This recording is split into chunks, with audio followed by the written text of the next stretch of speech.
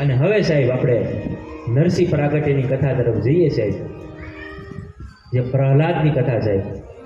એક વખતના સમયે સનત કુમારો વૈકુંઠમાં ગયા. વૈકુંઠની અંદર જય અને વિજય નામના દ્વારપાળો અહીંયા ભગવાનની શોકી કરે અને ભગવાન તો હુતા. લક્ષ્મીજી આરામ કરે, ભગવાન આરામ કરે. તો સનત કુમાર આમ ડાયરેક્ટ જવા નીકળ્યા. તો અહીંયા ઓલાએ કીધું જય અને વિજય કે જો આમ જ બધા વહી જતા હોય તો અમને અહીંયા ઊભા રાખવાની જરૂર છે. તમે કોઈને પૂછો તો ખરી કે ભગવાન શું કરે છે, શયન કરે છે, હુતા છે, તમે મળી શકો નહીં મળી શકો? તમને પૂછવાની શું જરૂર છે? તમે હું દ્વારપાળે શોકી કરો એટલે હું ફાટા ફરો છો? લક્ષ્મી અમારી માં છે ને વિષ્ણુ અમારો બાપ છે. અમે મન ફાવે તો ન્યા બાજા ન્યાય બાજા છે, વૈકુંઠમાં ભડકાય છે. આપણે એમ કે અહીંયા આપણે પૃથ્વીમાં છે, આપણે ન્યાય પડ્યો બાજા. તમે અમને અટકાવો છો? લાવ 7 જન્મ માટે રાક્ષસ બનો, શ્રાપ આપી દીધો, ડાયરેક્ટ શ્રાપ. હવે અહીંયા વિષ્ણુ ભગવાન હોતા એને કંઈ ખબર નહીં, થોડીક હલ્લો ફલ્લો છો તો લક્ષ્મીજી જાગ્યા કે આ બાવણે કંઈક શું લાગે, હાલો તો ભગવાન હોતા હતા. વિષ્ણુ ભગવાન લક્ષ્મીજી કહે એક કામ કરો, પેલા પાણીનો કળશ હું તમને ભરી આવું. એટલે હું કે તમે પાણી મોઢું મોઢું ધોઈને જાઓ, એ હોતા થાય. એટલે કે આ 4 ને ઓલા 2 6 બાંધે છે ને તમે જાઓ ને પાછો કંઈક નવું થાય એટલે મારે આ વૈકુંઠમાં ઝઘડો નથી થવા દેવો. ખંભે ખેસ ખર્ચો કર્યો, મોઢું લૂછી નાખ્યું પાણીથી. વિષ્ણુ ભગવાન આંખ્યું સોળતા સોળતા કે શું છે શું છે? આવો સનત કુમાર, આવો આવો આવો. તમે તો સ્વાગત કરો પણ આ જુઓ, આ તમારા દ્વારપાળો મને આવવાની અંદર ના પાડતા હતા. તો કે શું થયું? તો કે હવે એને શ્રાપ આપી દીધો, હવે આમાં કંઈક સુધારો કરો. ત્યારે ભગવાન વિષ્ણુએ એમ કીધું હવે સનત કુમારે શ્રાપ આપ્યો છે તો એમાં સુધારો તો 7 જન્મ માટે રાક્ષસનો શ્રાપ આપ્યો, પણ હવે એને એમ કીધું કે 7 એમાં થોડું ઘણું તમને ડિસ્કાઉન્ટ આપી દઉં, બાકી શ્રાપ તો લાગશે, એમાં કાંઈ ફરક નહીં પડે. એટલે એને ડિસ્કાઉન્ટ શું આપ્યું કે તમે 3 જન્મ માટે રાક્ષસ બનો. આવો ધીરુભાઈ, આવો. અમારી સોસાયટીમાંથી ધીરુભાઈ અને અમારા વાડુ એ પણ પધાર્યા છે, સ્વાગત છે. બહેનોનું પણ સ્વાગત છે. આવો. ગુરુ પાર્કમાંથી વધારે છે. અને એને કીધું કે તમે 3 જન્મ રાક્ષસના લેજો, તમારો ઉદ્ધાર કરવા માટે હું 4 જન્મ લઈ. એમાં જે પહેલો જન્મ હિરણાક્ષ અને હિરણ્યકશ્યપ, બીજો જે રાવણ અને કુંભકર્ણ, અને ત્રીજો શિશુપાલ અને દંતવક્ર. હવે હિરણાક્ષને ભગવાન વરાએ મારી દીધો, જે આપણે કથા જોઈ ગયા, પૃથ્વીને દાઢ વાળી. પૃથ્વીને દાઢમાંથી જે બહાર કાઢીને હિરણાક્ષને, હવે હિરણાક્ષનો ભાઈ હિરણ્યકશ્યપ, હવે એના ભાઈને માર્યો એટલે એ ગુસ્સો થઈ ગયો અને એણે વિષ્ણુ હારે વેર કર્યો. રાક્ષસ હતો ને હિરણ્યકશ્યપ હતો, અને એને ભગવાન સાથે વેર થયું. અને હિરણ્યકશ્યપ મંદરાચલ પર્વત ઉપર તપ કરવા માટે નીકળી ગયો. હવે એટલું એણે તપ કર્યું કે અહીંયા ઇન્દ્ર ગભરાઈ ગયો.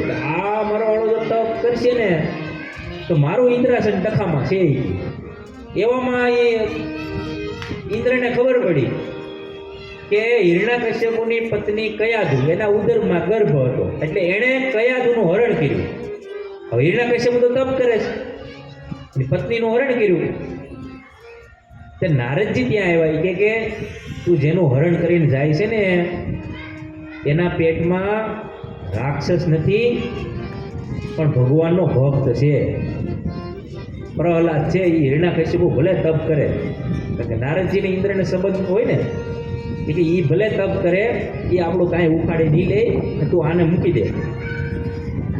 એમ કરી ઇન્દ્ર પાસેથી છોડાવી અને નારદજી અહીંયા પોતાના આશ્રમમાં હિરણ્યકશ્યપુની પત્નીને લઈ જાય છે. પરંતુ અહીંયા હિરણ્યકશ્યપુએ એટલું તપ કર્યું ને એટલે બ્રહ્માજી પાસેથી અલગ અલગ વરદાન મેળવે. વરદાન એને કેવા મેળવ્યા કે દિવસે ન મરું, રાતે ન મરું, ઘરમાં ન મરું, ઘરની બહાર ન મરું, શસ્ત્રથી ન મરું, અસ્ત્રથી ન મરું, પશુથી ન મરું, નરથી ન મરું. અને એક બ્રહ્માજીનો બનાવેલો સૃષ્ટિ કોણ હશે? બ્રહ્માજી. તો બ્રહ્માજીનો બનાવેલો દુનિયાનો કોઈ પણ પદાર્થ મને મારી ન શકે. આવો એણે 5 વરદાન મેળવ્યા અને સહી કરી, સ્ટેમ્પ લગાડી અને કાગળ લઈ અને એ કાગળની એણે ઝેરોક્સ કરાવી રાખી. એટલે કોઈ એની હારે લડવા આવે ને તો પરપરવા ઝેરોક્સ જ બતાવે. એટલે આ ઝેરોક્સ જોવે એટલે બધા એનાથી ભાગી જાય. આવો વરદાન એણે મેળવ્યા. અને સાહેબ વરદાન મેળવી અને આવ્યો, ઘરે આવ્યો તો અહીંયા જે કયાધુના ઉદરમાં જે ગર્ભ હતો એનો જન્મ થયો. અને એ કોણ હતું? ભક્ત પ્રહલાદ. ઘણા બધા વર્ષો વહી ગયા તપ કરવામાં. એટલે સ્વાભાવિક છે, પુત્ર પ્રત્યે મમતા થાય ને, એટલે પ્રહલાદને ખોળામાં બેસાડ્યો અને અહીંયા પૂછે છે કે હે બેટા, તું ભણવા માટે જાય છો, તને ગુરુજી શું ભણાવે છે? બરાબર ભણાવે છે ને? અત્યાર સુધી ગુરુજીએ તને શું ભણાવ્યું? જરા કહેતો મને. ત્યારે પ્રહલાદ શું કહે? હિતવાત પાદમ ગ્રહમંદકૂપમ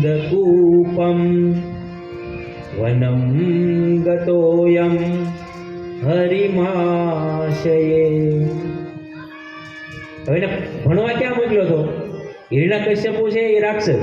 હવે એના ગુરુ શુક્રાચાર્ય એટલે સંડામર્ક નામના એમના ગુરુ હતા, એમની પાસે મોકલ્યો. હવે એ બધી રાક્ષસી વિદ્યા શીખવાડે. પણ આ તો ભગવાનનો ભક્ત, નારદજીએ કથા સાંભળાવી એટલે એનામાં તો ભક્તિના ગુણ હોય. એટલે એણે શું કીધું કે એ પિતાજી, આ સંસાર છે ને એ અંધારિયા કુવા જેવો છે, તમે ભગવાનનું ભજન કરો અને વિષ્ણુની આરાધના કરો. હવે વિષ્ણુની આરે તો ભગવાને વેર હતું હિરણ્યકશ્યપુને. તો કે તને આવું કોણે શીખવાડ્યું? તો કે આવું તો મને પહેલેથી જ આવડે છે. ઓલા બે શિષ્યો ઉપર ક્રોધ કર્યો, તમે આવું ભણાવો છો? તો કે અમે એને નથી ભણાવ્યું, એની હાચે બોલ્યો. તો કે હવે સારું ભણાવો, બીજી વખત હું આવું એટલે કાંઈક સુધારો થવો જોઈએ. આવી રીતે ન ચાલે. પછી થોડો સમય ગયો એટલે બીજી વખત જ્યારે પૂછ્યું કે હવે તને ગુરુજીએ બરાબર ભણાવ્યું, શું ભણાવ્યું? ત્યારે આ શું કહે પ્રહલાદ? શ્રવણમ કીર્તનમ વિષ્ણુ સ્મરણમ પાદ સેવનમ અર્ચનમ વંદનમ દાસ્યમ સખ્યમ આત્મનિવેદનમ. હે પિતાજી, નવદા ભક્તિનો મહિમા એને સમજાવ્યો. ત્યારે અહીંયા હિરણ્યકશ્યપુ વધારે ક્રોધિત થયો કે હે દીકરા, તું વિષ્ણુની ભક્તિ મૂકી દે, એ તારા માટે હિતકારક નથી. અને એને મારવાના પ્રયત્ન કરે છે. અહીંયા પ્રહલાદ 1 નો 2 નથી થતો સાહેબ. અને હિરણ્યકશ્યપુ પ્રહલાદને પર્વત ઉપરથી ફેંકે છે, છતાં એ મરતો નથી. સર્પની સાથે રાખે છે, એને ઝેર આપવામાં આવે છે, છતાં એ મરતો નથી. સમુદ્રની અંદર ડૂબાડે નાના છોકરાને, એની ઉપર હાથી ચલાવ્યા, હાથી, અને ભૂખ્યો રાખ્યો, કાંઈ ખાવાનું ન આપ્યું, અને પ્રહલાદ મેર્યો નહીં. હું કામ નો મેર્યો સાહેબ? કારણ કે રામ રટણ સાંજ સવારે, બીક પછી કોની અમારે.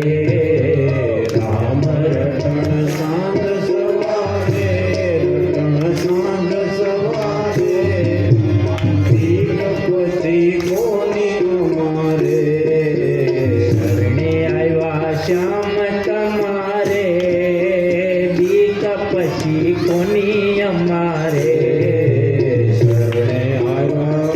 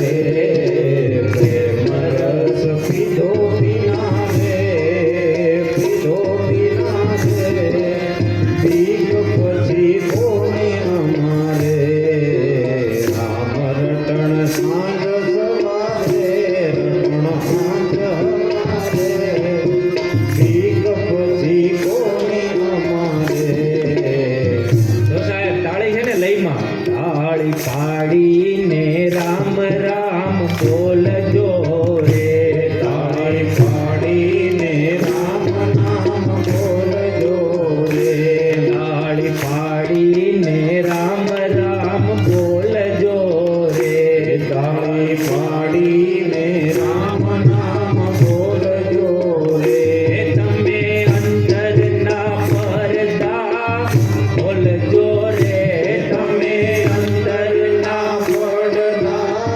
બોલજો રે તાળી પાડીને રામ રામ બોલજો રે તાળી પાડીને રામ નામ તાળી પાડી મીરા નરસિંહ મહેતા નાગરે રે તાળી પાડી નરસિંહ મહેતા નાગ રે તાળી પાડી નરસિંહ મહેતા નાગરે તાળી પાડી નરસિંહ મહેતા નાગ રે એની ઊંડી સ્વીકારી કોરે કાગળે રે એની ઊંડી સ્વીકારી કોરે કાગળે રે તાળી પાડીને રામ રામ બોલજો રે તાળી પાડીને રામ નામ બોલજો રે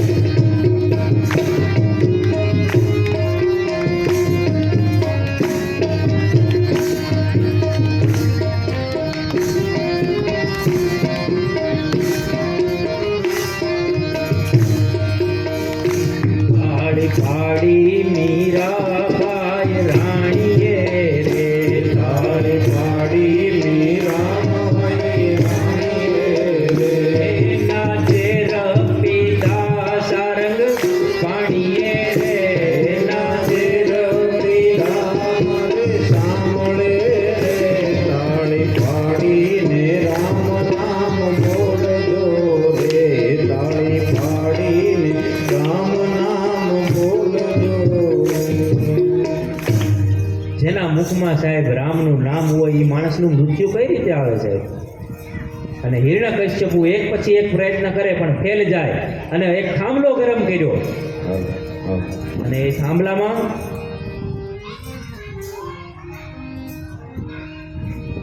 પ્રહલાદને બાંધી દીધો